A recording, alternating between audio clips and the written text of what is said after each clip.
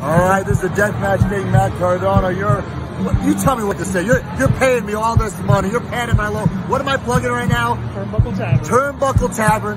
Check it out. Listen to it. Download it. And then listen to the Major Wrestling Group podcast. You know I'm going to plug my own shit. Listen to their shit, but listen to my shit first.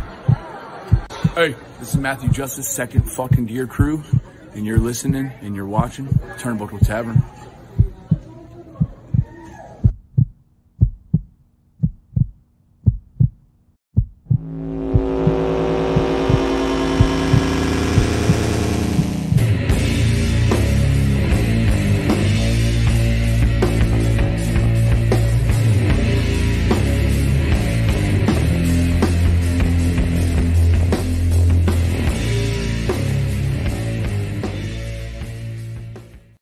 This is the fucking GCW show presented by your good folks at the Turnbuckle Tavern.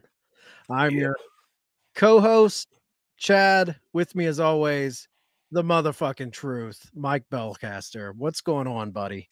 Nothing much, man. Hell of a weekend, hell of a week. Things are blowing up here over down at the tavern. We're having a good time.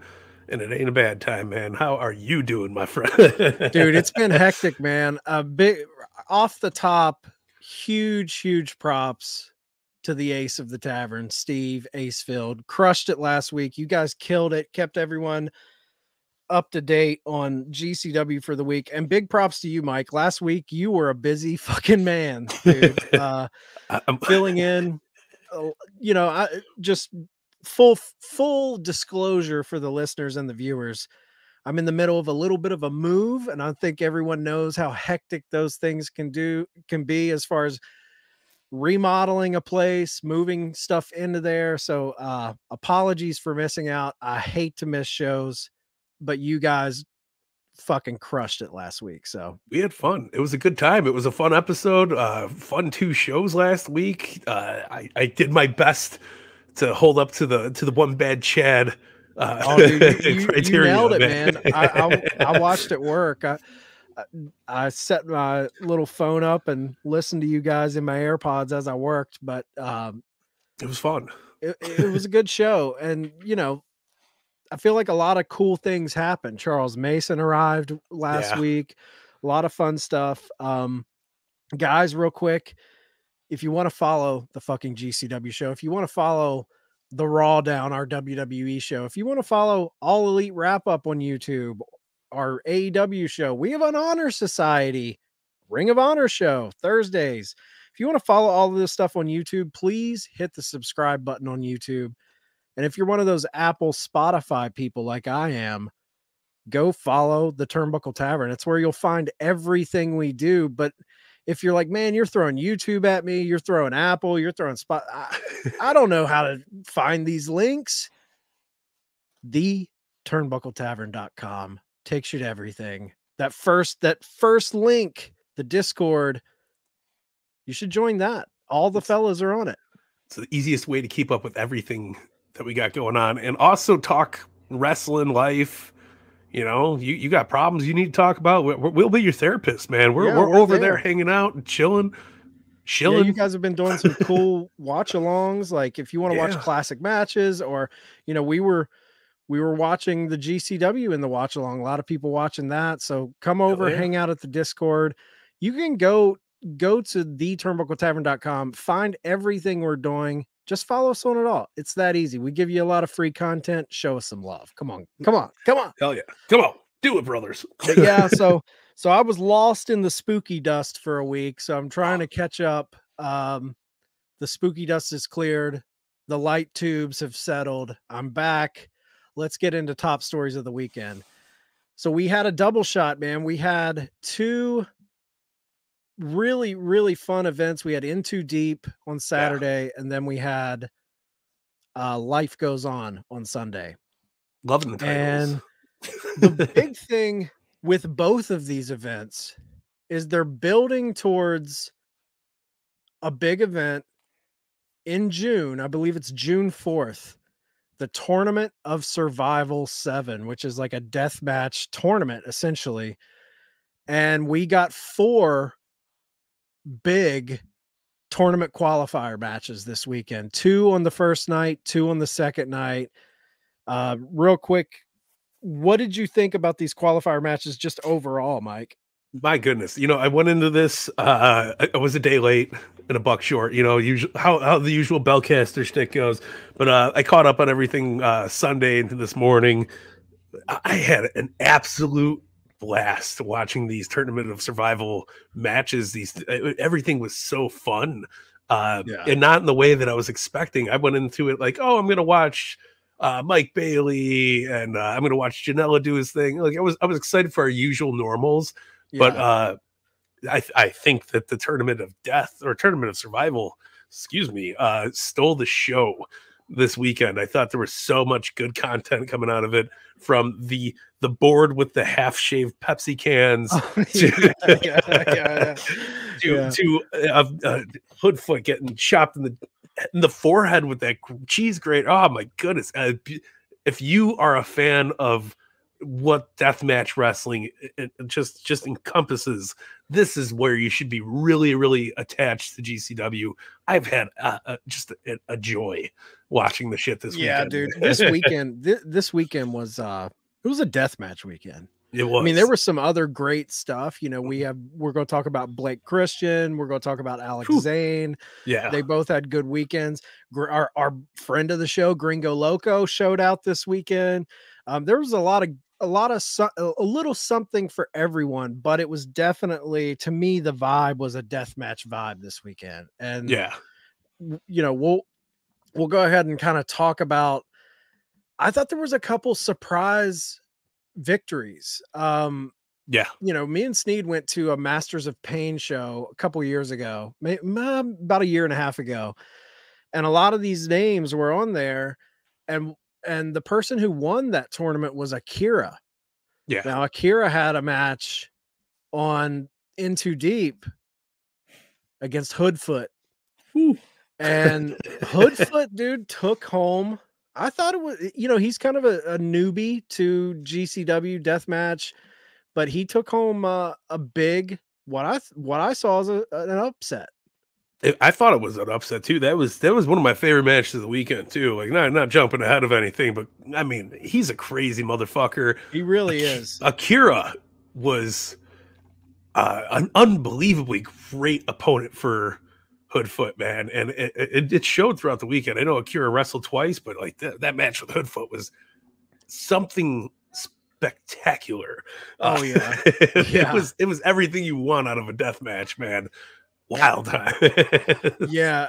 And I think Akira's kind of aligned with John Wayne Murdoch. They were kind of the outsiders coming into GCW, and they just played the part. They played the part so well. And Akira, man, I'm a big fan of that kid. He's kind of unassuming. Like if you would see him probably in street clothes, he wouldn't look like a guy who would do these types of matches. Yeah. But I thought him and Hoodfoot showed out. The other qualifier, so Hoodfoot qualifies for the Tournament of Survival. And we talked about him way back at Harpo's, where we were like, hey man, this guy might become a staple of the deathmatch scene in GCW. And here he is qualifying for their tournament. So that's fun. But the other match that I really thought was a lot of fun just in general from the first night was also the qualifier match between Slade and Sawyer Wreck. I've never seen Sawyer Wreck work a minute in my life.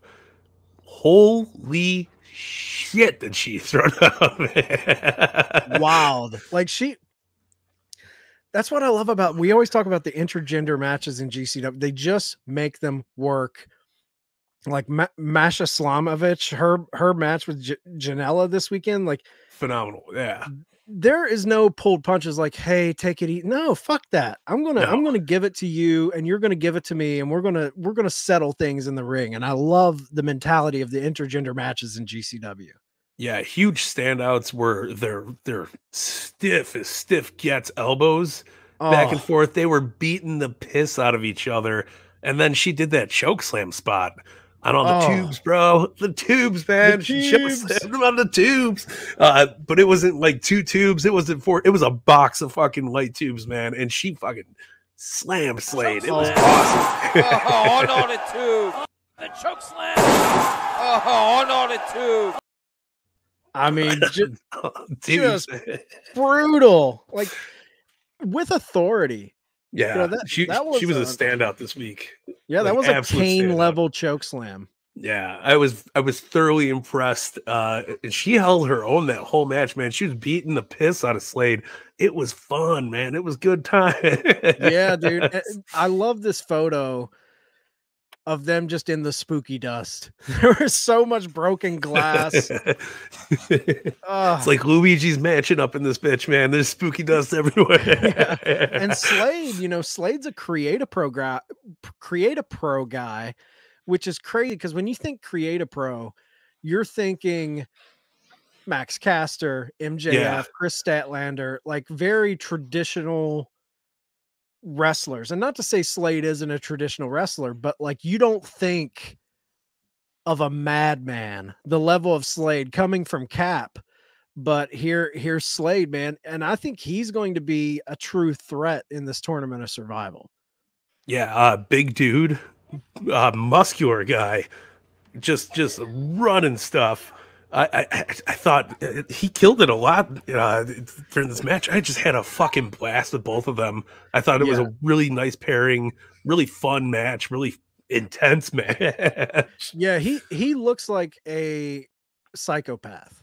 Yeah, like I love his gimmick. I think he hails from Rikers Island, which is great, like straight out of the pen. He's got the look, man.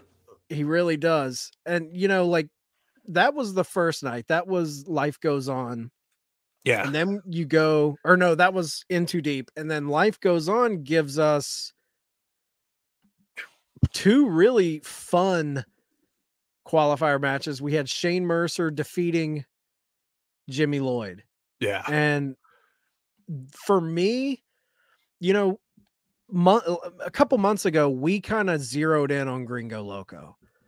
We were like, before, not to say we were ahead of the curve, guy's been doing it for years. Yeah. But I feel like we kind of latched onto him like, man, he's going to break loose. Like he's so entertaining.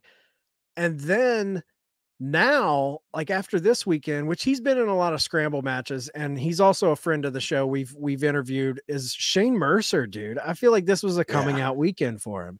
My goodness. He just killed it all weekend. It was great. And you're fucking with the different boy, Jimmy Lloyd, man. Yeah. Like, Jesus Christ. It's crazy because Shane Mercer is such a strong guy. And I don't think people know how good this guy is. And the feats of strength he does in matches is pretty incredible. And I saw Brett Lauderdale post earlier in the week about, you know, putting all the independents on notice and being like, you guys need to be booking this guy because he's just pure entertainment. I have a couple clips of Shane Mercer, just some of the feats of strength and the crazy things this guy can do. Think about it. And there he goes. Overshot. Moonsault battery into the glass. So Shane Mercer picked up the win and moved on into the Tournament of Survival, which is awesome. I can't wait to see what he does. But he does a flip over Jimmy Lloyd into a suplex that is phenomenal. Just a wild, man. Look how he tosses Jimmy Lloyd. Jimmy Lloyd is not a tiny guy. Not at all. It's insane, man. Just to throw it out there, this was the weekend of deathmatch wrestling, man. This was so fucking great. Yeah, man. And then they cap it off. So far we've got Hoodfoot advancing, we've got Slade advancing, we've got Shane Mercer advancing, and then we get Brandon Kirk of independent fame, the Kirks, coming back to GCW to take on Matt Tremont coming out the Journey. And these two guys get fucking wild. There's like a flame spot Yeah, no, this was batshit crazy. And nothing says deathmatch wrestling like Journey. I throw that out there. Separate ways, baby. It was wild, man. He pulls out, what is the thing that he had? It's like a bottle with, I didn't know what it was. It looks like a burnt off whiskey bottle with a fucking what do they call that? Where you burn somebody's, or you burn the cows. I fucking can't think of it. A brand. It's like iron. a branding iron on a glass bottle, which is just fucking bonkers. Look at the happiness in his face. Oh, I know. Look at him. He's just he looks like a kid on Christmas morning, right? Holding up an Xbox. Oh, I got an Xbox this year. But I have the clip when he breaks this thing out, and these two dudes, Brandon Kirk showed out. Like I honestly, watching the match, I thought Brandon Kirk was going to go over. Yeah. But Tremont ends up taking the win. But this spot, man, with the torch, check this out, guys.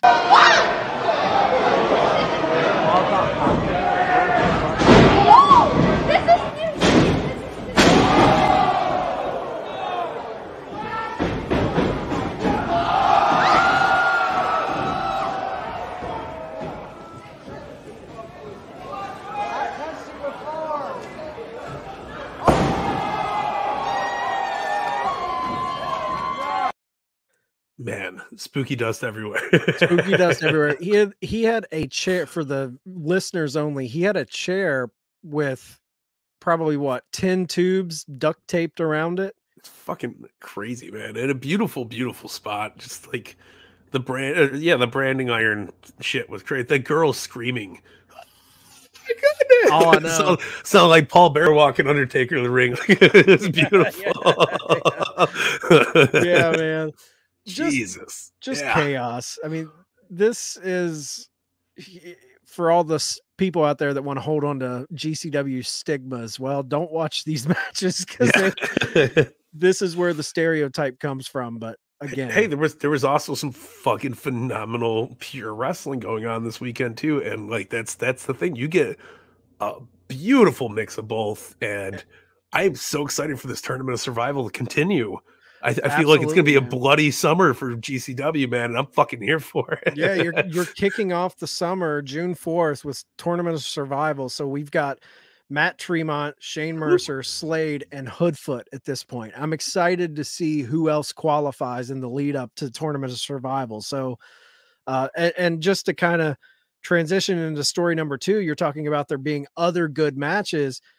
Blake Christian defeats Biff Busick in a pretty, styles clash. You got this just the strength of Biff against the high flying, just acrobatics of Blake Christian. I thought it was a phenomenal match. I think that's as good as anything that you've seen in Ring of Honor in the last 10 years. I think it's you could put that match up against with any pure wrestling match. It was fun as fuck. Biff Busick looks like $1 million. Yeah, that. Oh my goodness. And then the lariat. Yeah. He's got that Cesaro Claudio Cash. You know, he's got that vibe to him. Yeah. He's also just you could tell he's tweeting in caps. He's pissed, man. Yeah. He definitely gives you that Chris Dickinson, just roughneck, muscled up, black trunks vibe. Yeah. You know, like, I'm here to fuck shit up. And the big story, though, I mean, I love that Biff is showing up in GCW shows a lot, because I think he fits that roughneck, like, just aggressive vibe that they bring in their matches. But the big story out of this Blake Christian match to me was post-match. So 100%. He's been, I think last week you guys mentioned how he kind of was chirping at Johnny Gargano. Yeah. And Johnny, I have Johnny's response, because he did respond in an interview. But first, I want to play what Blake said after his match with Biff. He got on the mic, and not only did he call out Gargano, but he had some other names to talk about. For the good old Blake Christian big name call out, I got a good list for you today. We're going to start off hot and heavy. Alex Shelley.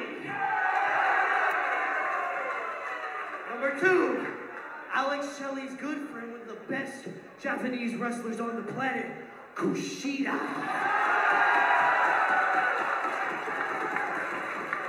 One of my personal favorites because he has something that I want, John Moxley. Well, he's not wasting any time calling everybody out. And last but not least, the guy who is begging for attention, Johnny fucking Gargano. Yeah, man. What'd you think of those names, Mike? He's not holding back. Big pop for Kushida. I mean, obviously we've seen Alex Shelley popping up here and there. Was doing great things, man. I'm here for the list, if you will, of Christian, man. I think it's gonna be fucking great if he can achieve all those matches this year. I think he could. Really think he could. The first thing that popped into my head when I heard his names was me and you for the last 2 months being like, give this man a shot at the title. Yeah. He calls out Moxley. I'm like, because he has something I want. I love it. I love the attitude. I love the phrasing. He's ready, man. He is. And he, Blake did an interview with Denise Salcido, and he said, I definitely would like to wrestle John Moxley for the GCW championship. That's definitely on my bucket list. So I love that we're not the only fans that have been calling for this. I think anyone who watches GCW and has seen Blake's matches since he got released from WWE have been, like we've said from the beginning, he's wrestling with a chip on his shoulder. He's got something to prove. And I think a lot of fans see him as a viable match against Moxley. Yeah, I do. I do too. I don't know what the rest of the world out there is thinking, but I'm pretty sure that if you guys have been following this, especially that promo that we showed last week with Mox saying, listen, somebody's gonna take it from me, but you better take it from me. Like, he's got that. This would be such a good match for that, man. Yeah. And so the big name that a lot of people are talking about, obviously he's a free agent. He hasn't been wrestling. He's been being a new dad, taking his time, and everyone's wondering, where's Gargano going to pop up? Well, Blake's been calling him out, and Gargano has heard these call outs, and he gave an interview with Mike Wexler, and Gargano said, Blake is a guy, obviously I've known. He was in NXT for a bit as well, but Blake is a guy that I've had my eye on for a very, very long time. I think he's an incredible, talented young man. And the fact that he uses the nickname All Heart, which I had that nickname back in like 2005, but I'm not going to say that or anything. Anyway, his song is thebomb.com, with some people say it sounds a lot like my song, Rebel Heart. Well, he is a guy that I think is immensely talented. And if I come back and I do a few matches here and there on the indie scene, taking on Blake Christian in GCW, if the fans would like to see that, let me know. I say all the time, and I do mean this, if you chant Johnny Wrestling, I will hear it, so you never know what could happen. Goddamn, pal. A GCW match with, I mean, we all know Gargano's going to land in a big company eventually, but a small little run in GCW, god damn, that would be great. Listen, that's, there's a lot of play with AEW and GCW or whatever it is, even if it's Ring of Honor. I would love to see a small, like 4 or 5 show run with Gargano.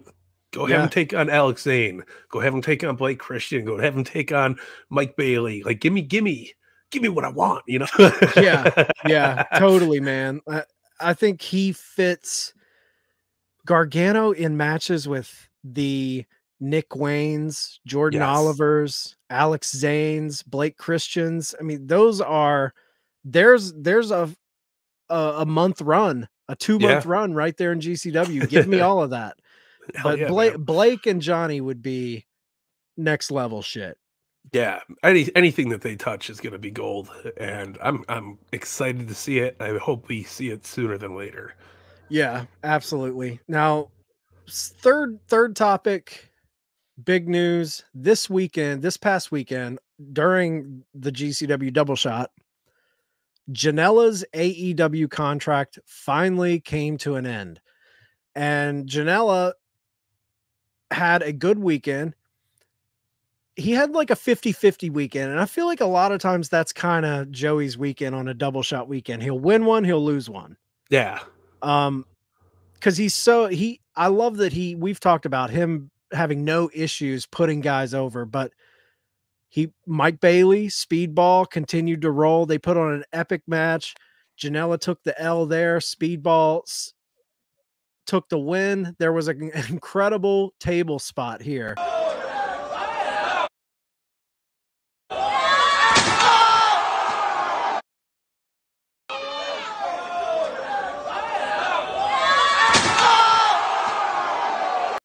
So they go through the center of the table. The table doesn't break. It's like, never seen that happen. It just imploded underneath them.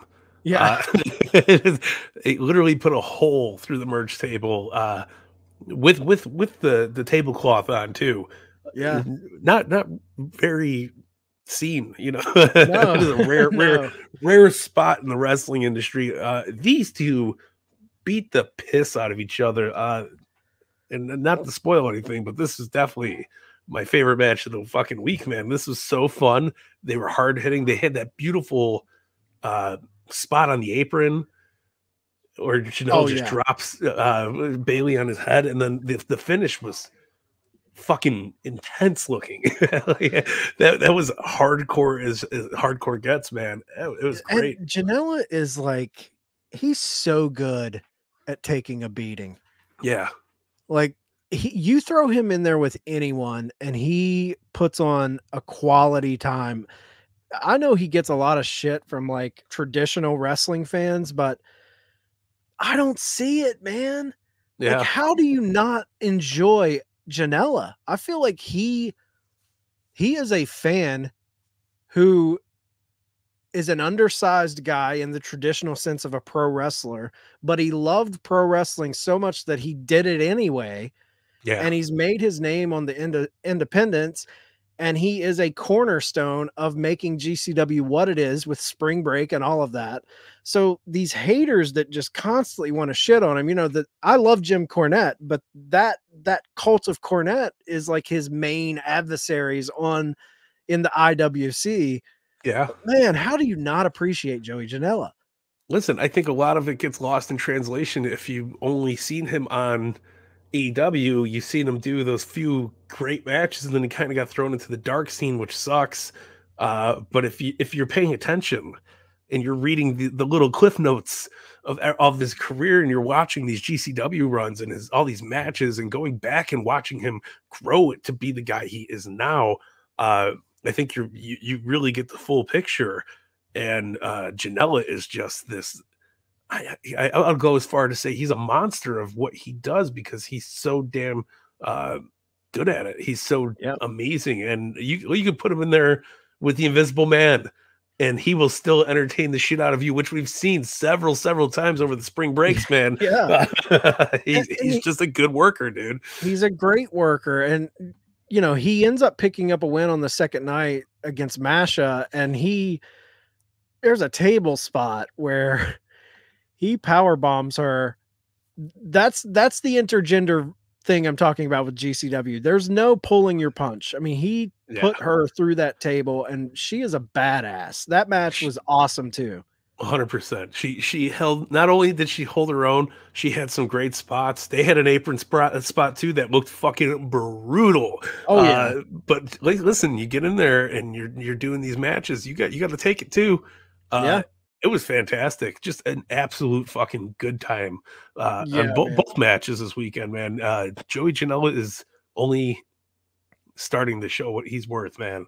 And I think like how you were talking about him before we showed that clip, he is like, you know, we talk about he's a cornerstone of GCW, but to me, he is like a true ambassador of independent wrestling beyond even GCW. Like, he is bringing in those legends that are maybe past the prime of getting those long-term contracts in the WWEs and AEWs of the world. The guys that are still wanting to wrestle, he is such a proponent of bringing in the old guys, you know, the Scotty 2 Hotties, the Two Cold Scorpios, all of these, the Suzuki's that he has these matches with, but he's also putting over young guys that are coming up. So he is X-Pac, another legend that he's working with, obviously, but he is so good at honoring the past, keeping them relevant, and also building the future. People that say he's bad for wrestling, it's the complete opposite of that, guys. He's a lifeblood for independent wrestling. Like, wrestling needs to be healthy on the independent scene. It's not just about the big companies. Without those independents, wrestling dies. Like, the rabid fan base of the AEWs of the world is there because independent wrestling is healthy. Yeah, 100%. I mean, look at Nick Wayne. You know, you look at the guys that are getting signed that are, I mean, 16, 17. They, you know, you got to finish high school before you can get to AEW. Like, I give a lot of credit to Janela for kind of making that space here for everybody. You know, he's the college professor and he's putting in the work, man. And he's not only grading your assignments, but he's also introducing you to the Ernest Hemingways of pro wrestling and doing all this shit, man. Like, he's making movement, whether you see it or you don't. I see it, you see it. I think it's fucking beautiful for business, man. And he's the guy doing it. Yeah. And I have a quote that Joey said in a Denise Salcedo interview recently. And this just kind of speaks to his love of the game. And he says, I want to wrestle new talent. I want to find new talent. I'm going to bring new talent to GCW to wrestle better guys and get themselves recognized and ready for a contract somewhere, whether it be the WWE or AEW or maybe New Japan. I want to wrestle 2, 3, 4 times a week, no matter how my body feels. There's nothing more rewarding than doing an indie show and after your match saying, damn, I am beat up. How am I going to wrestle tomorrow? How am I going to wrestle the next day? And then wrestling those 3 days and giving it your all and giving matches that people are talking about all over the place. And when you get home that Monday and you lay in your bed at 9 o'clock in the morning because you haven't slept for 3 days and you're beat up and you sleep till 8 at night, there's nothing more rewarding than that. God damn, do I love it, man. How do you not love that mentality? Yeah. And we've seen him get his ass beat and then come back and then wrestle another, 20-minute match the next night. Spring break, he was in that Rumble for hours. Yeah. It was a blast, man. It was fucking crazy. I'm here for it, man. Long live Joey Janela, and thank you for all your hard work in the business, brother. Big fan. Love Janela. And just real quick before we move on, I have to say his tweet. If you listen to the flagship show on the Turnbuckle Tavern every Thursday morning, we mentioned this in Last Call News. Joey tweeted over the weekend and he said, Sunday, my AEW contract expires and I have the same car I had in 2019 before it started. Got me thinking, what the fuck did I spend my money on? I spent it on fucking lobster. Lots and lots of fucking lobster. AKA did my first contract absolutely 100% correct. God bless the guy, man. Fucking burn the candle at both ends, man. Like, you can't spend it when you're dead, so have a good time with it. That's all what it's all about, man. Next topic, Mike. Not a big one, not a whole lot to say. I just wanted to shine a spotlight on Hot Sauce Alex Zane. Hell yeah. He had a 2-win weekend. Double shot, took home both wins. He defeated ACH in a banger match on night 1. Like, it was ACH is extremely talented dude. Great matchup with Alex Zane. Great pairing. Absolutely great pairing. You could see ACH do every move under the fucking handbook and then some. And I think the same goes for Alex Zane, man. I think they're both like right there. Oh yeah, and he picked up a win over Dante Leon on Life Goes On, and Zane just has a swagger to him, man. That little mustache, the fur coat, the all red, digging it. Yeah, no, listen, in this match between Dante Leon, this was like Del Taco versus Taco Bell. It was the best shit ever, man. It really was. There was a spot in this, and it wasn't Alex Zane's spot, but I had never seen this unique pin attempt. And people need to do this more. This is such a great little counter. I have a clip of it. Such a slick move by Dante. Hell yeah. I mean, he just, instead of. That was an old school fucking counter, man. Old school counter. Yeah. Very old school. Beautiful roll up too. Like you never see shit like that. You know, yeah. it was just well done. Big ups to Dante Leon, man. I thought he did great. He did that fucking crazy stunner spot, which was awesome.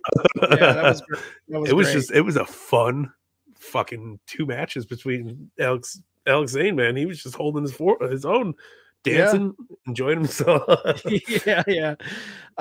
Alex Zane, him and Blake got released at the same time, I believe, and they've just been putting on WWE's loss is the independent world's gain. So hell yeah, I'm here for it. I owe that guy a party pack. yeah. Maybe a Baja Blast too, man. He killed it this week. Some cinnamon twists.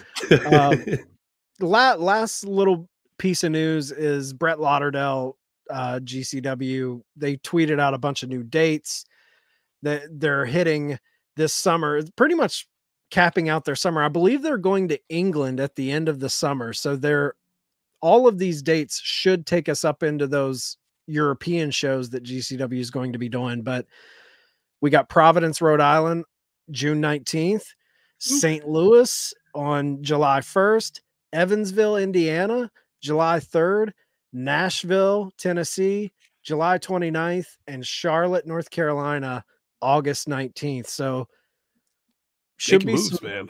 Yeah, they're all over the place. I can't wait to see what venues they pick. Oh, me too. Listen, it's going to be a fun time. Something about Evansville says it's going to be one of those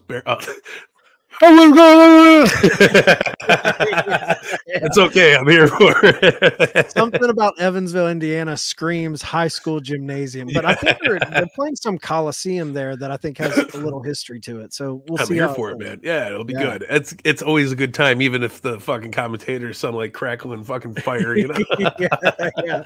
GCW and player country will be fun. Charlotte, let's get it on. I'm pumped, man.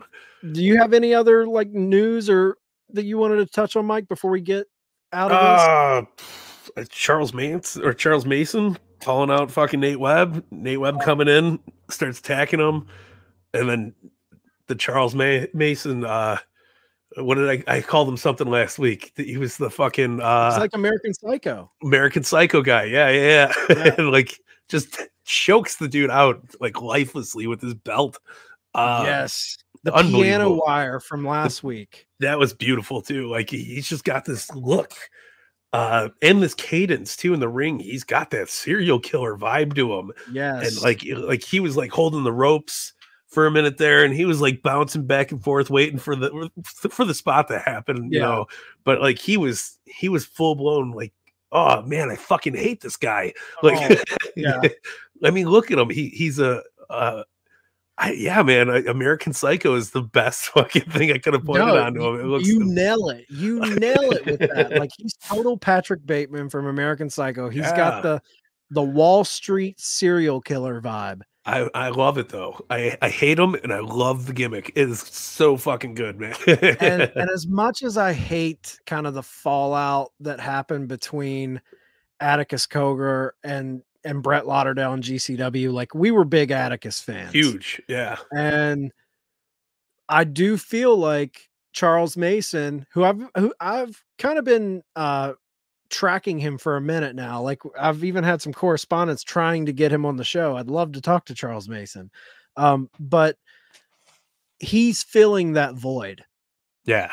Very much so. He's going to be that despicable heel that Atticus was. Yeah, it's hard to be a heel in GCW, a pure fucking heel. But I think Mason's gonna cover that very well, and then some, man. Yeah, he's another guy. If you follow him on social media, he does a lot of vignettes and video packages himself, and he has a feud going on right now in HOG in the Northeast with Low Key that is phenomenal. Yeah. So really look at this guy. He's a young guy. I see big things. I think he's going to be a big guy in the future. 100%. But I guess that's all of our top stories. So let's get into some tweets. GCW top fucking tweets. All right, oh, yeah. guys. This is the segment everyone who wants to hear us talk. Let's just hear us read other people's thoughts. Hell yeah. This is like the best segment in the tavern. The tweets. I'm a fan, man. man. First tweet, Mike.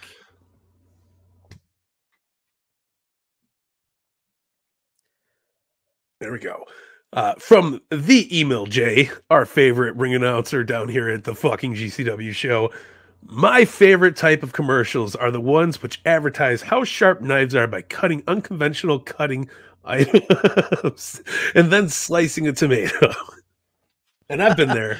I've been there at 4 in the morning. You know, you wake up a little bit, got the groggy eyes going on, and you see some shill, you know, sitting there cutting up like full blown concrete with the knife, and goes, "Now watch me cut this tomato into 5 pieces." And you're like, "Hell yeah, man! Maybe I should order these knives."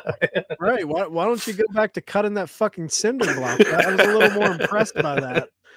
All right, tweet number 2.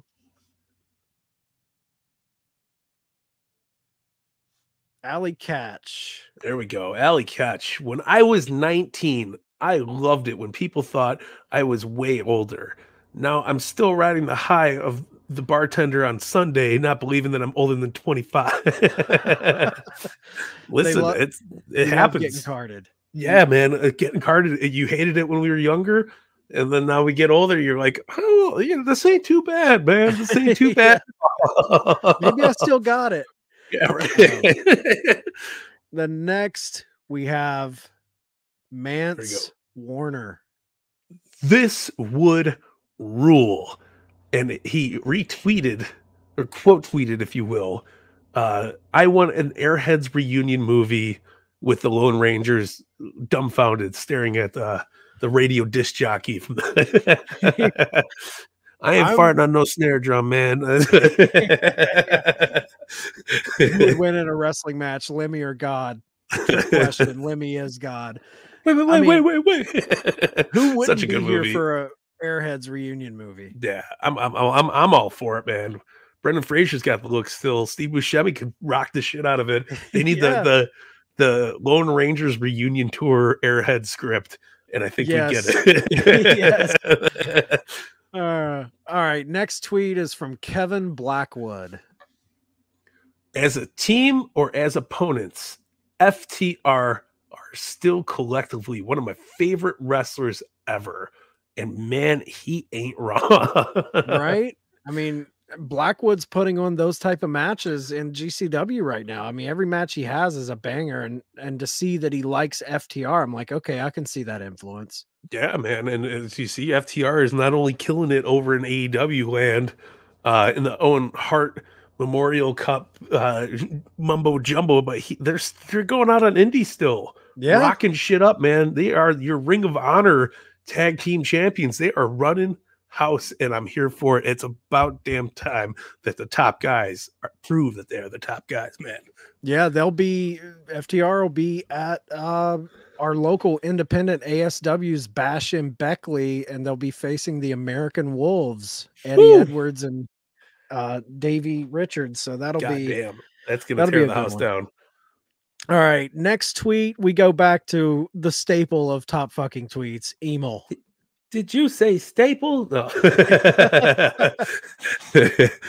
One of the best compliments I can receive as a ring announcer is when I ask established veteran wrestlers I was a huge fan of before I got into the business what they want for their intro, and they know and trust me well enough to let me come up with something for them myself. And I've been a ring announcer.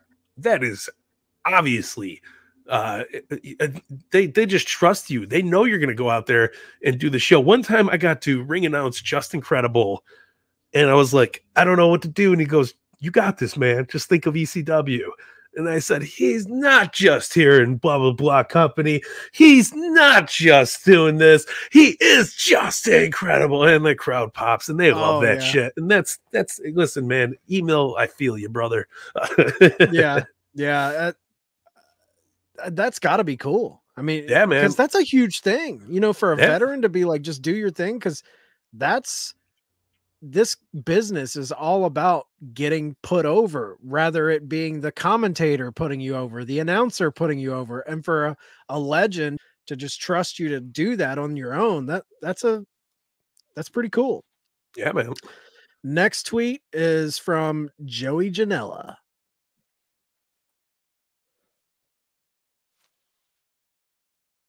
There we go. A lot of unhealthy looking 48-year-old men are happy my contract is up today. In 10 years, I won't have to worry about them trashing me on Twitter because most of them will be dead from diabetes. And I said diabetes the perfect way. the Walter Brimley way. Yeah, that's diabetes. But listen, man, he ain't wrong. And to the cave dwellers, the basement guys waiting on mom's lasagna. Mom, where's the fucking lasagna? Joey Janela gets it, man. Yeah. I love that he kind of called out the critics because he was catching a lot of bullshit from the trolls where his contract was coming up this weekend. So yeah, no offense to Sonny Kiss, but it's not his fault. Yeah. Right. All right, now next tweet's from the head honcho, Brett Lauderdale. Ninja Mac could end up being a megastar in Japan. And I don't know, did you see some of these clips of Ninja Mac wrestling in Japan? Yeah, that's why we haven't seen him in GCW. I don't know if he's like signed over there, or I know he's doing a tour because Janela in a promo a couple shows ago, I remember him saying like, when he did the whole, he's the reason Jungle Boy's banging Anna Jay comment. He also, said a little comment about, I put Ninja Mac over and now he's going to go be a big star in Japan. Is he working with Noah? Is that who he's working with? I know he did a few matches in Noah. I'm not sure on the details, but I know he's doing a program over there.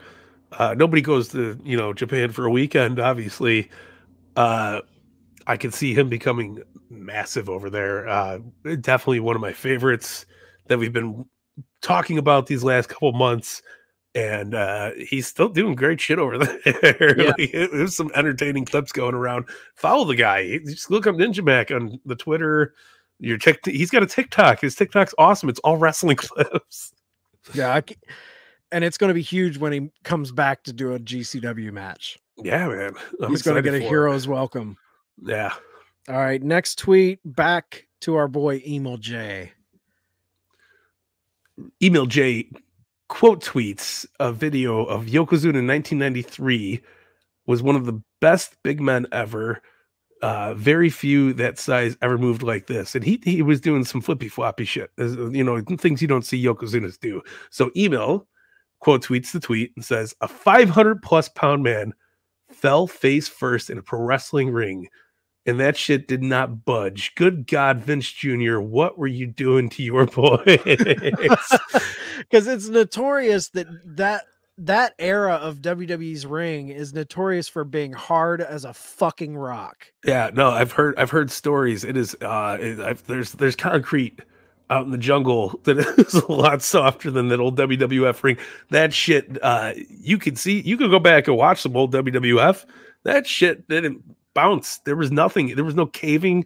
It was just stiff. It was stiffer than Suzuki on a night off, man. yeah. He's fucking stiffer than a Blue Chew commercial. Like, dude, when a 500-pound man face plants into a ring and that fucker don't budge, hey Vince, won't you put some bounce in that ring, bud? Yeah, man. It only took killing your boys 15 years to figure that shit out. God damn, the guys working during that time, they probably went through their bump card quicker than anybody. I mean, yeah, man. All right, next tweet, Joey Janela again.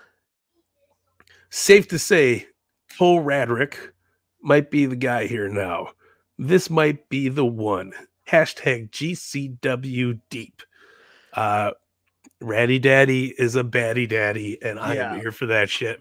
I saved our discussion on that for Ain't No Jive 5, so stick around for that because I want to get into that match a little bit. That Cole Radrick, who we saw a couple, about a month or so ago, put on a banger, and this one, man, this kid's tearing it up. Yeah. Next tweet, one of my favorites to pop up in top tweets, AJ Gray. Dude, I'm sorry, y'all. I ate vegan food yesterday. and he tweets that with a picture of Booker T with a cigar blunt in his mouth. It's hysterical to me. It's the disappointment in the Booker T's sunglasses. Dude, I feel for you, AJ. I ate vegan food yesterday. Sometimes you got to do it, man. It's not the life choice, but sometimes you just got to do it. And speaking of Ratty Daddy, our last tweet is from Cole Radrick himself. Ratty Daddy forever. Thank you for believing with me every step of the way. Thank you all for not giving up on me. Thank you all for loving the Ratty Daddy. Tournament of Survival is now Ratty Daddy country. He ain't wrong, man. Yeah. Talk about the little engine that could. That guy walks in the ring, he looks like a hand towel soaking wet, maybe like 60 pounds. Right. Gets in there. He's holding his own with everybody. It is the best, man. Yeah, he was in there with the ultra-violent champion, and we're going to get to that. I mean, he wasn't, before he had that match with Oren Veit that, he turned into a lunatic in, which we loved. And they did that great backstage segment video with him. But yeah, so that will wrap up our perfect segment. GCW top fucking tweets. All right, Mike, I guess it's time that we get into our 5. Yeah. The Ain't No Jive 5. All right. Ain't no 5. I always fuck that up. Ain't no Jive 5. Number 5 for me, I kind of cheated. I didn't do a match for number 5. I did just Charles Mason. Charles Mason being in the company, doing his thing. I'm excited for the potential of this guy because I think he's going to bring some good story to GCW. So I have Charles Mason at number 5. Yeah, Ace kind of filled that gap last week too when he was kind of bringing in the moments, which I enjoyed. I thought the moments were great. I cannot agree with you more about Charles Mason. I keep wanting to call him Charles Manson because he's that grimacing. Yeah. He's that evil, man. And I'm excited for it. Like, he's got such we talked about it a little bit earlier, but he's got such a good look. The facials that he does when he's out there, it makes you like, it puts that cold chill up your spine where you're like, this guy's going places, man. I don't want to put this expectation on him. No. But the way he owns his character and the way his character feels lived in, it reminds me of when I was watching MJF and MLW. Ooh. Not that he's playing an MJF character, but like how he embodies that character, like prior to AEW, before it was ever a thing, and Max was in MLW with the Dynasty with Alex Hammerstone and Richard Holiday and that group. Like I'm he felt so bought in, and Charles Mason and his character feels bought in. So I'm here for it. He sold me with that piano wire, man. I was like, what the fuck is he doing with piano wire? Then he gets into it, and like, it's great, man. I'm here for him. I can't wait to see the future of this guy. Do you have is he at your number 5, Mike, or you have a different? No, I was just fucking selling Charles Mason. He's goddamn good. My number 5, which is, I'm telling you, I felt really bad this weekend because a lot of my shit comes from In Too Deep because it was so packed, so well put together. But Slade versus Sawyer Wreck, she killed it, man. There was never seen her before in my life. I was like, holy shit, this girl's the elbows back and forth, stiff. Ooh, it's just like, oh man, I loved every minute of it. I feel like Slade was like, lay it in as hard as you want to. Yeah, and then she probably said the same thing because he was fucking giving her right back to her, man. It was if you could put some orchestra music to it, that was an art piece. It was fucking sweet, man. I had such a good time watching it. I'm gonna probably rewatch it again tonight. It was fun. It was so fun, and it was like that whole match was almost wrestled in a cloud of spooky dust. Yeah, I'm telling you, I even wrote on here the choke slam on the tubes, man. It killed it. It was so fucking sweet looking, man. Yeah, it really was. And okay, so for number 4. I kind of cheated again because I just have Gringo Loco's weekend. Yeah, he picked up a huge win. I didn't know where to put him in the list, so he didn't make the list. But like this whole fucking time, the whole weekend, on top of his shit, killing it left and right. It was he killed it so much it was hard to break it down to where does he go here. Right, and that fucking. What's it called? The Sunday show Life Goes On match was phenomenal, man. Oh, that was the funnest scramble I think I've watched. And it wasn't even a scramble. It was just a fucking it was a chaotic match. Yeah, he won. He was in 2 scrambles. Yeah, the In Too Deep he won, which had ASF, Axton Ray, Dante Leon, Drago Kid, Jimmy Lloyd, and Shane Mercer. Great match. Wild. And then the match you're talking about, there were some spots in it. I have a couple I love this move that Gringo pulls off. It looked just the height that he got that guy. And then it was ridiculous. It looked like he murdered him. Yeah. And then there was a spot, which it wasn't Gringo's spot, but he was involved in it. And it was just a classic scramble lucha spot, but I'd never really seen this before. It was so much fun. Here we go. Whoa. Oh my Lord. Standing on the shoulders of his opponent. Oh my. Absolutely crazy. Shit fucking crazy. Crazy. I think that was that. I'm not sure. Was that Drago Kid? I think it was Drago Kid. Kudos to Drago Kid. He was fucking all over the place. Crazy lucha spots. I loved all of it, man. He was killing it. Yeah, the commentator's like, he could hit a fucking Hurricane Rana on you from anywhere in that ring. He leaps up onto Gringo's shoulders, steps over onto the other dude's shoulders, then jumps off of those shoulders onto the rope to do a dive onto the outside. It was bananas. Like I said, this is probably my favorite weekend of scrambles, I think. Yeah. I really had a fun time watching them. Yeah, the scrambles were great. Did you do number 4? Your number 4, Mike? Or? No, I did not. We're having so much fun with it. It's great. Blake Christian versus Biff Busick. Oh, yeah. It was just so fucking fun. Great match. I think Biff Busick is really shedding that what was his LaCroix? LaCroix. He's shaking the bubbles off, but from Bloodsport till now, I've became such a Biff Busick guy. I fucking love him, and what a good match. Put him up against Blake Christian. Obviously, Blake Christian got the win on that, but there was some fucking good back and forth hard wrestling there. It was just a great time. Yeah. Yeah, and I love seeing guys like that against Blake Christian because Biff is such a bruiser, and it shows that, you know, when you see Blake go up against Biff, it's further solidifies like, yeah, I could see him against Moxley. Yeah, absolutely. And Biff's got that like strong man.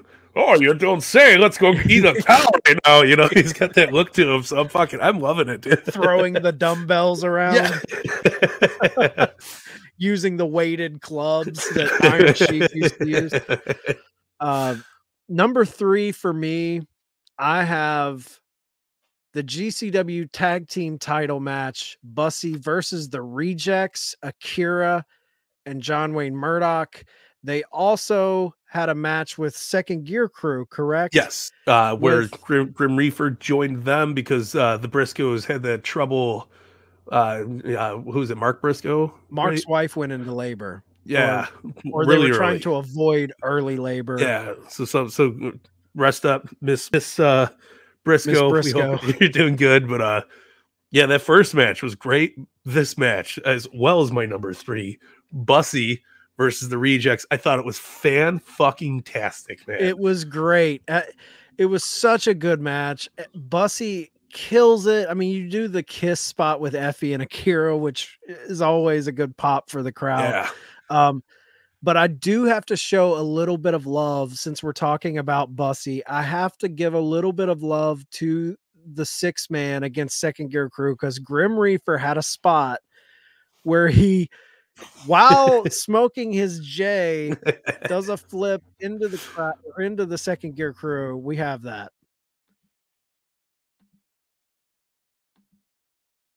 Maybe. Here we go. There we go.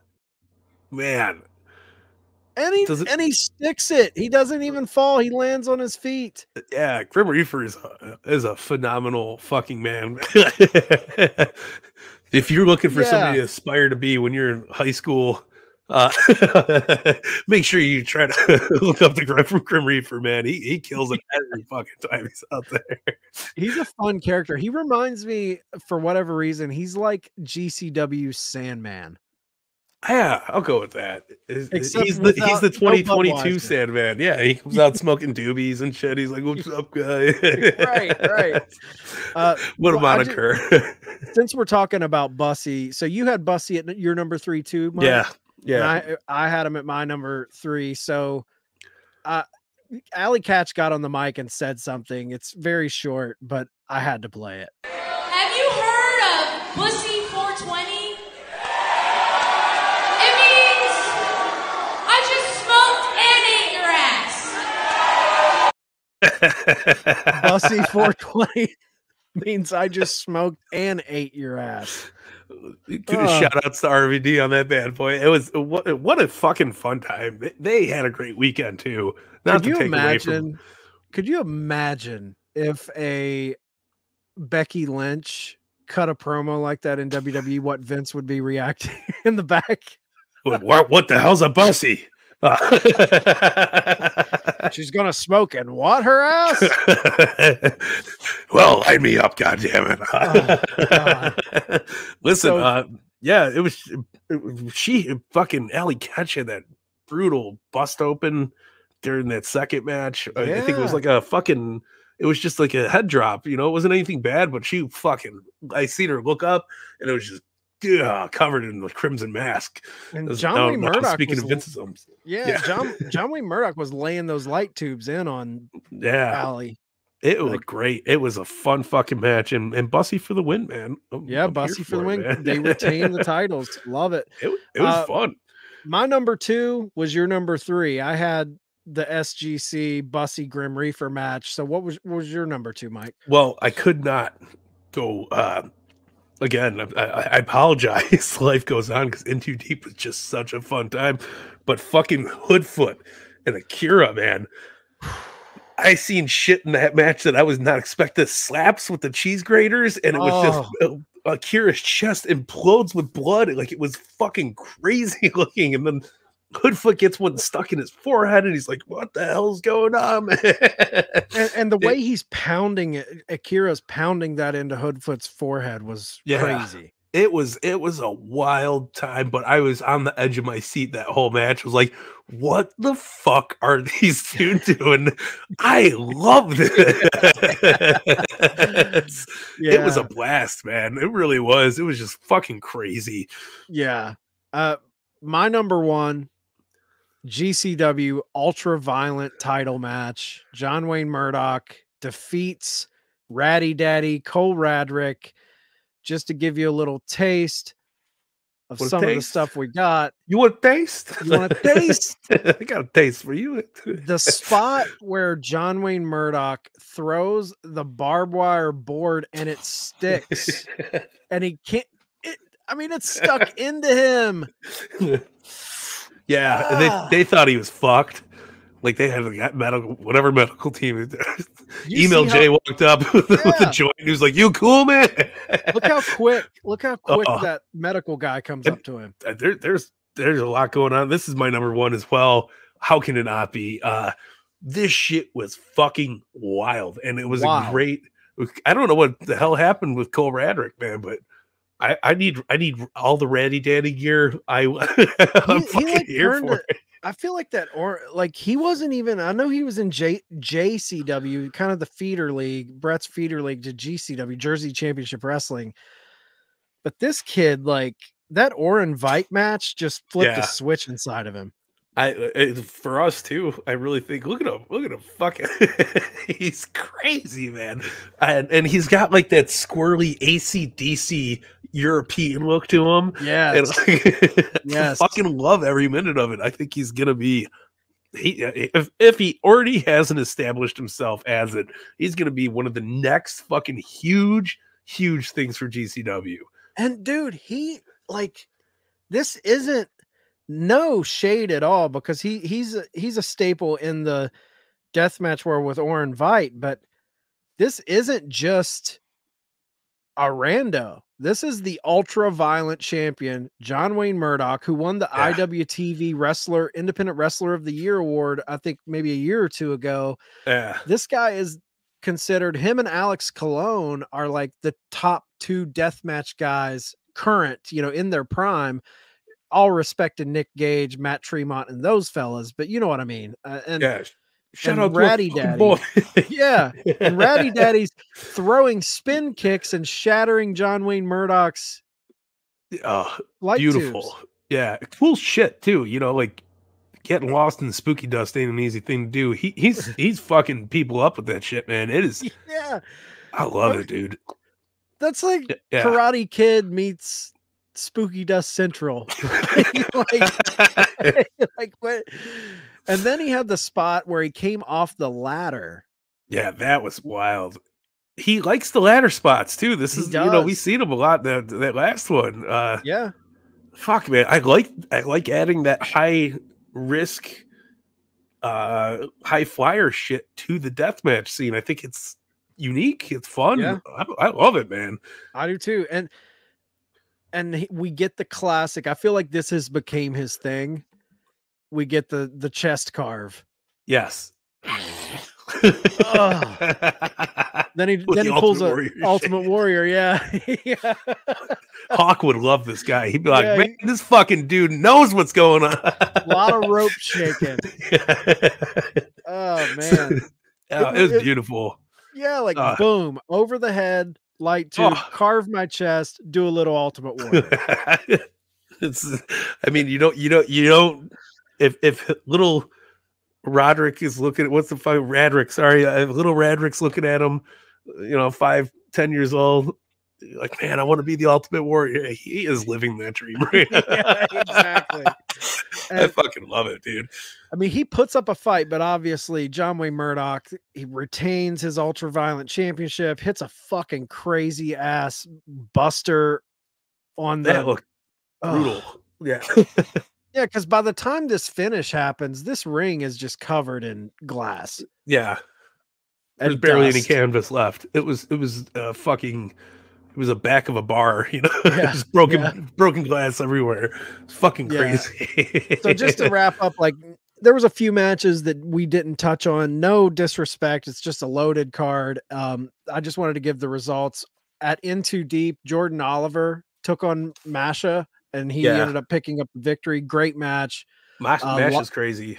Yeah, dude. Every time I'm loving her popping up in GCW because she's on Impact, but she really gets to like spread her violent wings in GCW, you know? Absolutely, man. And then Life Goes On had ASF defeating Alex Price. I'm a big fan of Alex Price, and ASF is so underrated, dude. That kid can do some crazy shit. That was a chef's kiss match. That was fun. It was really good. It was a lot of fun. ASF is fucking crazy. Price is awesome. Antonio San Francisco, one of the coolest names. And then the last match we didn't really touch on had a bunch of our favorites in it. The SAT defeating Jordan Oliver and Nick Wayne.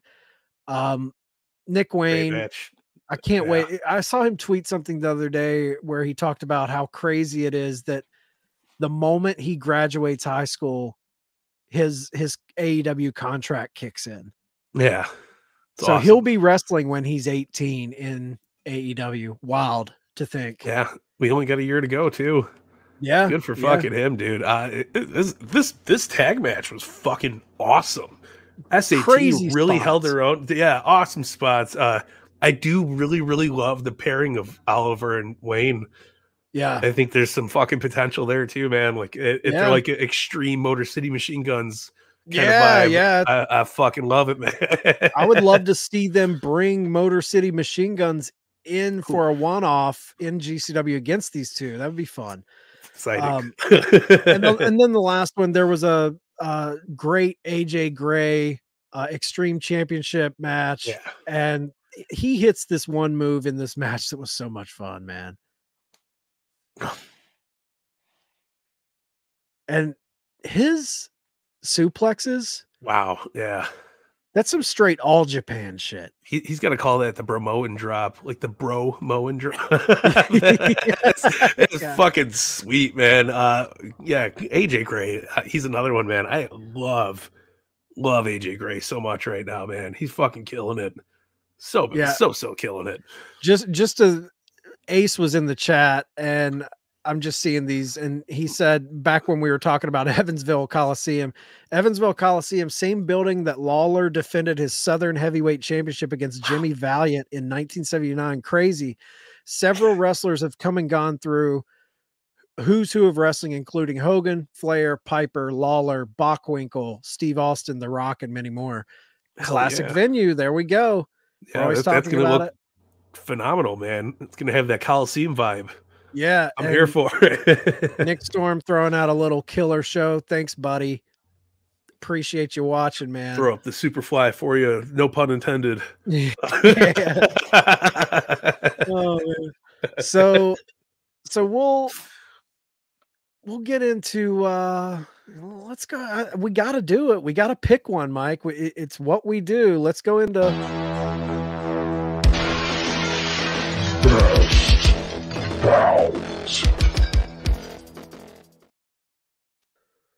So what is your best bout? Again, every month, every week, every show, it gets harder and harder to pick my fucking best bout. But for me, the back and forth was just too good not to fucking throw it up there. Mike Bailey, Joseph Janela. Oh, I wish you would go by Joseph now. What a cocky prick thing it would be. But Joseph Janela, I loved it was the hype before the deathmatch shit, and it was just a fun fucking back and forth, beat the shit out of each other. Joey got his ass kicked, Bailey got his ass kicked, and they had so many fun spots that they just won me over so well. Yeah, I had John Wayne Murdoch Ratty Daddy. Yes. But the Bailey Janela edged it out. Just a little bit. There was just so much, like there was a sequence where Bailey came running up to Janela, Joseph, if you will, and did like these fucking beautiful kicks. Like it was just, I forgot who was on commentary. It might have been an email. It was like Chung Lee who, and it's like, it's like Street Fighter reference. Yeah, I'm here for all the Street Fighter references, but it was so fucking great, man. It was a trip. Janela's killing it. Bailey's killing it. Bailey's my favorite fucking thing ever right now. he's a champion in the making. If Yeah. he doesn't get signed like official, I know he works with Impact, Yeah. but you know, he's still working with GCW. But if he doesn't get scooped up by one of the exclusive deals with one of these major companies, I think he's a GCW champion waiting. Yeah, 150,000%. I'm all fucking here for it, man. Yeah. So best bouts, Joseph Janela comes out to Triple H's Greenwich Stop music. Yeah. Although I love that 80s synth wave shit he comes out to. Yeah. It's just He's doing God's work, man. that Kavinsky music. So we'll get into our BMF of the weekend. BMF of the weekend.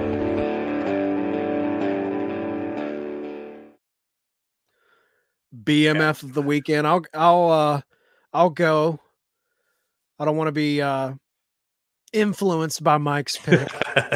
So I'll use mine first. My BMF of the weekend, just from both shows, I gotta go John Wayne Murdoch. I mean, dude I think he's doing some of his best deathmatch work.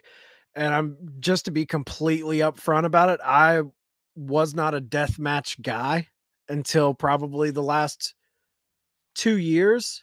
You know, me and Sneed went to our first death match and it kind of hooked in me, man. That scene, it's different to watch it on GCW. If you ever get the chance to actually go to a live legit death match, not the low end, go see a legit with legit guys, the John Wayne Murdochs, the Akiras, those guys, it hooks something in you, man. And I gotta go John Wayne Murdoch. He had the Ratty Daddy match.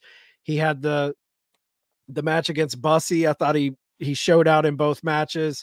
Yeah. I got John Wayne Murdoch. Yeah, you know what it is? You go to the shows live. It's like ingesting yourself with the spooky dust. You snort it up.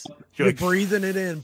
Yeah, and then your veins start pulsing and you're vibrating. You feel the call of the Ratty Daddy. Yeah, exactly. And with that said, as much as I had originally when we first started this, Mike Bailey down as my BMF, but as we kept talking, it goes to whole effing Ratty Daddy Radrick, man. Second time he's won with you, I think. Yeah, we both had him. I fucking love him right now, man. And he's, like I said, he's got that AC/DC like mug. It comes out to the ring. You don't expect he's it. Got a little bit of, Mike, that just hit me. He's got a little bit of that fucking Spike Dudley gene in him. Ooh. And don't tell fucking Email that. The Email hates Spike Dudley. He fucking hates Spike Dudley. Yeah, no, he's got a lot going, a lot of potential with that kid. And the whole thing that changed my mind was the spin kick. I was like looking at him, and he's like, he's spin kicking fucking light bulbs like a crazy motherfucker.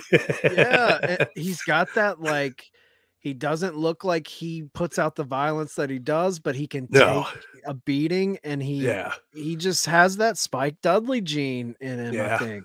And shout to Ace on this one. Kids in 2070 are going to be wearing John Wayne Murdoch shirts like people wear Bruiser Brody shirts. For real. I fucking love it, man. Dude, when me and Sneed went to the Masters of Pain tournament here in Charleston, John Wayne Murdoch was there. He was in the tournament. And after, like, in between, I think it was like the third round, because they did the whole tournament in one night. So you're wrestling multiple matches. In between, like, the second and third round, we walked outside. Murdoch's chiefing on a joint. And I'm like, props to you, dude. If I went through what you were doing, I would be smoking something too, because you have another match you have to go into, and you just got a beating. But love John Wayne Murdoch. He's going to be a cult hero. I agree with Ace. I think he's going to be one of those dudes. A test of time, man. A test of time. Both men will. Fuck yeah. Yeah, that's our BMFs. Just real quick, before we get out of here, just give you guys a look ahead of what to look forward to. We're going to be taking a little bit of a break. You know, the fucking GCW show is here for you guys when there is GCW events, or if we get some cool thing like Gringo Loco popping in. So who knows? If something like that happens, we will be back.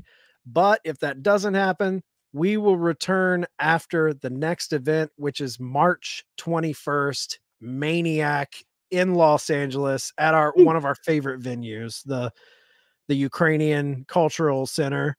Hell yeah. So May 21st will be Maniac. We'll be back shortly after that. Then May 28th, you get Downward Spiral live in Las Vegas. That's going to have, that's a big one. I think that's the weekend of Double or Nothing.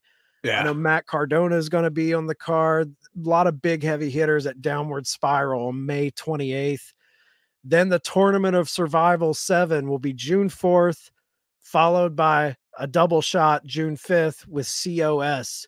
So got a little bit of a breather before the next event, and then we'll get a few events in the can for you guys leading into the summer. But Mike, anything else you want to say before we get out of here? Fucking long live GCW.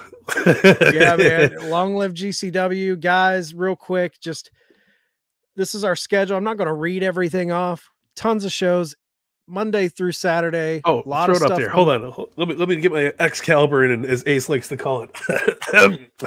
Podcast release schedule coming up for you guys. This is on Apple and Spotify.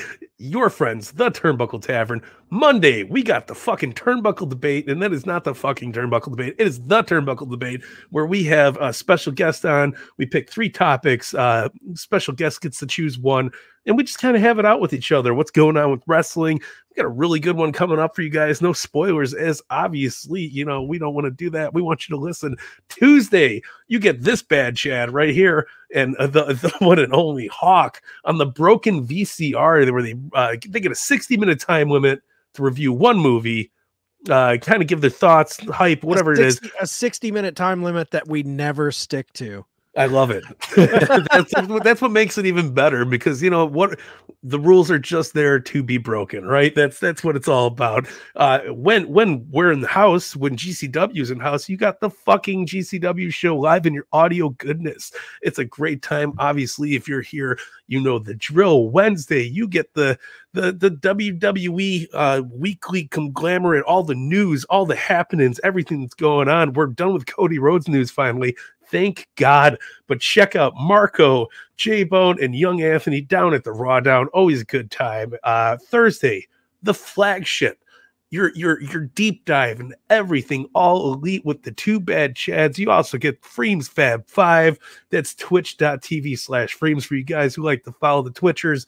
And then you get Call the Hawk, which I think is a 50-50 of everybody's favorite or least favorite segment. So that's how we like it. So make sure you check in and give us those downloads, baby. We love it. Friday, you get myself and the OG Fig Kid, Thomas Montalto, for the Turnbuckle sessions.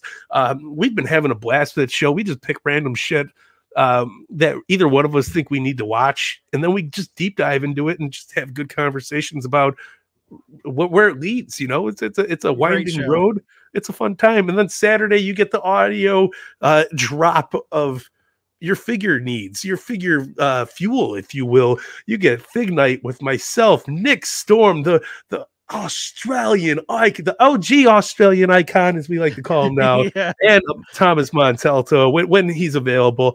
It's a great time always. Make sure you are checking out the podcast schedule. If you're confused by any means, check out theturnbuckletavern.com. We have everything and anything you possibly can need. That's my Excalibur.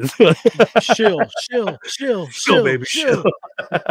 and going off of Fig Night, Fig Night audio form, fine. You're truly missing out though with Fig Night. Fig Night is meant to be watched, so you can see what the guys are talking about. You have photos, they have fun interactive things on the show. So check out Fig Night every Tuesday. You guys have Steve Ozer on tomorrow, which is going to be awesome. Steve Ozer of Mattel. Same with Raw Down. You can listen to it. It's a great listen, but it's fun watch. Jump in live and talk to the guys. That's every Tuesday night at 10 p.m. Me and Mike are Mondays, fucking GCW show at 7 p.m. typically, anytime after a GCW weekend. Wednesday, Mike, Freems, and the OG Fig Kid talk. They give their instant reactions to Dynamite. So me and Sneed, we do a little deep dive. These guys give our instant recap of the show as soon as it's over. And then I need to update this because we have a Friday show, but Thursday, Thursday, the Honor Society. Yeah, man. Thursday, the Honor Society. Ace crushes it with Sneed and Freems. They're talking all things Ring of Honor, the new Tony Khan era. They've had a lot of stuff. Even though their weekly show hasn't started, there's a lot of Ring of Honor stuff to talk about. They dive into the history as well as keep you up to date with what's happening now. And then finally, our newest show, I just listened to episode 2 today while I was working. Shot of Nostalgia. Mike, Ace, you guys are time traveling back to WCW 1996. Each episode, you're breaking down a couple nitros, or if there's a pay-per-view or a clash. Are you having fun with that show, Mike? Holy shit, am I having fun. We bust out the boom boxes, the blazers, the sunglasses. We're having the best of the best times. I ordered Pizza Hut. We sat there. We watched 1996 WCW Nitro, Clash of the Champions 32, if I'm not mistaken. It was fun, man. It just gets better and better as we're growing into the year of 1996. It's just a good time, solid storytelling. And if you guys haven't went back and rewatched WCW, especially in 1996, I haven't seen one bad show yet. You're getting Sting versus Flair. You're getting Macho Man versus Macho Man just won the title. You guys got to come check this shit out. It is crazy. He fought Ric Flair. It was a great contest. Yeah. And then he tapped out to Lex Luger. Guys are right. You guys are right. And the biggest thing for me happening of that time that you guys have kind of touched on a little bit, you're right in that sweet spot of when Pillman was blurring the lines of kayfabe right before he jumps to WWE and joins the Hart Foundation. That final 3 to 6 months of Pillman in WCW is fucking gold. And you're right in that sweet spot before the jump to the Fed. Even with Kevin Saul. Anti-Taskmaster. The Dungeons of Doom. It's a trip, booker. man. Great booker. Great booker. Off my screen. Absolutely, man. Yeah, that's it, guys. We had to shill a little bit. So appreciate you sticking around for that. Again, go buy a t-shirt. Come on. This Turnbuckle Debate. Fabulous t-shirt that we got rocking here. You got our Teesprings. You got our ProWrestling.com/tavern. Everything TurnbuckleTavern.com. Tavern. Tons of cool stuff. We should throw up a ringside link up on TurnbuckleTavern.com just so you could use code Tavern and save 10% on your ringside orders as well, man. yeah, we're just getting it all out there. But anyways, guys, thanks for listening. We appreciate anyone. We've been getting a lot of new listeners. We just want to say, we appreciate the new ears. We appreciate the loyal old ears. Stick with us. It's only getting better. The show's growing, the channel's growing, all the crew at the tavern. I think there's like fucking 12 of us now. A lot of good dudes, hungry. We're all fans just like you. We're trying to bring you cool content week to week, day to day, minute to minute. So stick around, theturnbuckletavern.com, and we'll keep churning shit out for you guys. But at this point, it's that time where we kind of slip off and disappear into the spooky dust. Until next time, keep grinding that axe, and long live GCW. Look at fun. Fucking dick.